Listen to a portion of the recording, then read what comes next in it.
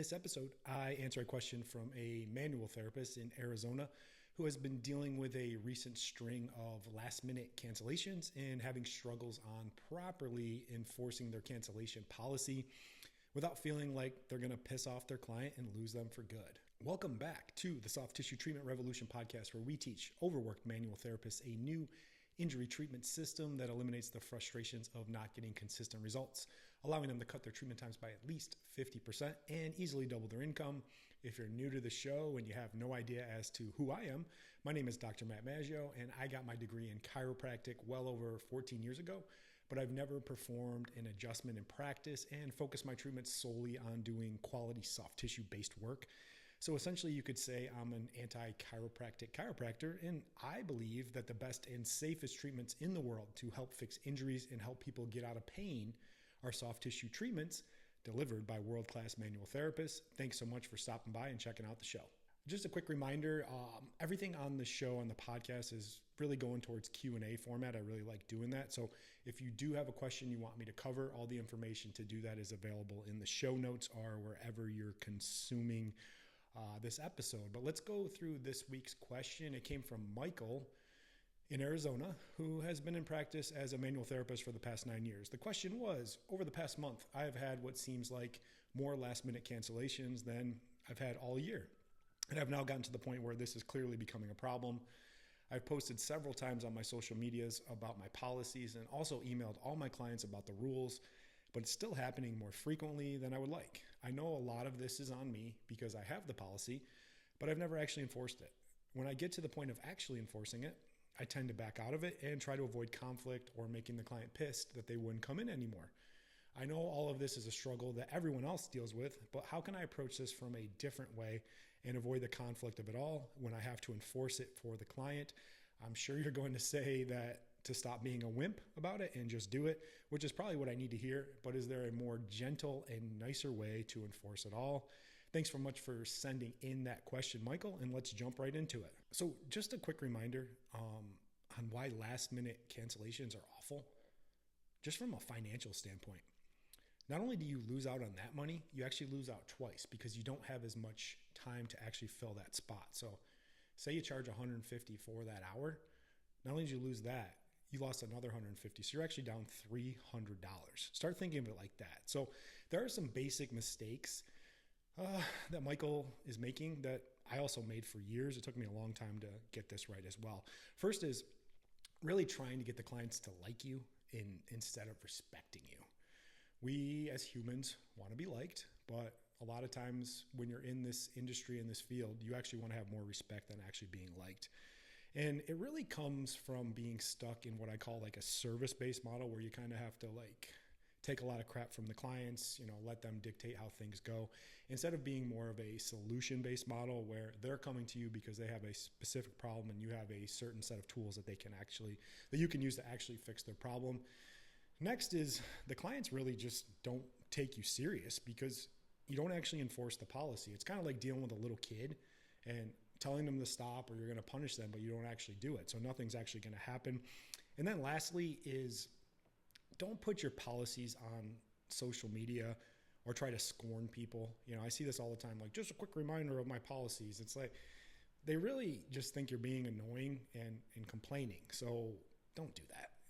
I know, and I see people that make these videos and they're all like frustrated and all that. Don't put your frustrations out in public. It makes you seem kind of catty and whiny. So how to actually solve this problem?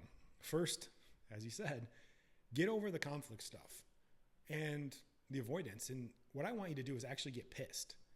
What would you do if this person actually came into your business and went into your wallet or your purse and actually took money out of it?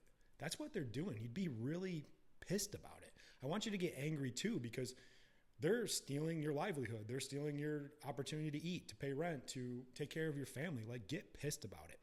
The next thing you want to do is you want to take your power back. So in social situations and any interactions as humans, we have these different things called frames. And frames are where one of them is called the power frame, where someone's the alpha and someone's the beta. This isn't like a masculine dominant type of thing. But when you're the person who is in charge in solving the problem and being there. You need to be in the role and be the alpha in that situation. And that's where you tell the client what to do, how you're going to do it, when they need to come in, and what you charge. There's a really great book about this that'll really change your whole entire perspective on these situations and how to handle them.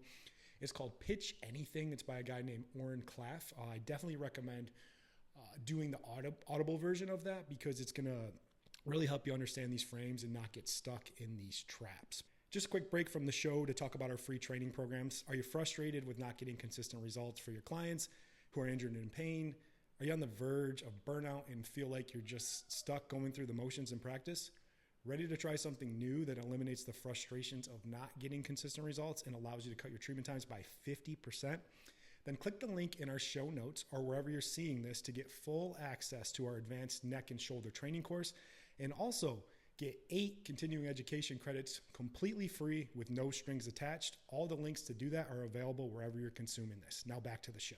So how do we fix all this? I want you to do it exactly in this order. Number 1, start by having an actual policy and go over it with the client as well, and have them acknowledge it and sign it. Sign something. Have them know, have the policy, make it clear. Next one, number 2, is give every single person one freebie to start off. One last minute cancellation, one rebooking, something like that. Because yes, stuff can happen, but you can't always be the truth police. So everyone gets one opportunity. Once they blow it, even if it's like a legitimate thing down the road, they've already blown it and it's done. Number 3 is, at a minimum, have each treatment prepaid before they come in. And a really awesome way to do this without you looking like the bad guy or being a jerk is just say, hey, I got this new scheduling system, and it actually doesn't allow us to book the appointment until the payment is in place. So now you actually have that money in place as well, so that you can keep it and you can do it. You're not chasing the client down, having them pay a cancellation fee. You're in control. It actually helps with a lot better retention of your clients as well, because they've already prepaid. They're more likely to come back in for that next appointment. Number 4 is, for your existing clients, roll them into the prepaid model. And once again, just continue to blame it on the new booking system. It's really not that difficult. Just explain to them, hey, on your next visit, maybe they pay as they go. On the next visit, hey, we got this new system. It's a little bit of a pain in the butt, but it really helps us do some more features. So next time, you're just going to have to pay double as you go, and just have that conversation there. Number 5 is, after one strike, actually enforce it. Enforce the policy. Take the money. Keep it, and just be factual with them when they mess up and they do that. Don't have emotions about it. Just have a real talk about it. Number 6 is, say they do cancel last minute, or they continue to pull this stuff and they don't even care if you take their money. They just whatever. I also want you to make it hurt a little bit for them, besides just the loss of money. So say they do need to cancel, make them wait at least a week to get in, if not longer, even if you have another slot open later in that day or later in that week. Make them wait. There needs to be consequences as well for them doing these behaviors, and you need to correct them. And lastly, I think this will help with everything, is make the switch from a service-based model to a solution-based model, where you're really focusing on solving a problem. The client takes it serious. They're really invested in the care. And please don't come at me in the comments. I had some jackass on LinkedIn was like, oh, well, you know, this guy's trying to sell you his stupid sports therapy course, whatever. You know, you should just do what you love and what you're drawn to. I don't give a shit what you do. Do whatever you want to do. But at the end of the day, when you're solving problems, you're helping people out of chronic pain, they're going to take it a lot more serious than just doing a basic service. That's all I got for the podcast. I appreciate you guys listening. Send in your questions. I'm always happy to do this, and I really enjoy doing this format. And as I close out every episode, go out there and be great this week. The world needs access to your amazing treatments so they can stay the hell away from the traditional medical model of pain pills, injections, and surgeries that only make things worse and definitely ruins people's lives. I appreciate you listening, and I'll catch you on the next one. Bye.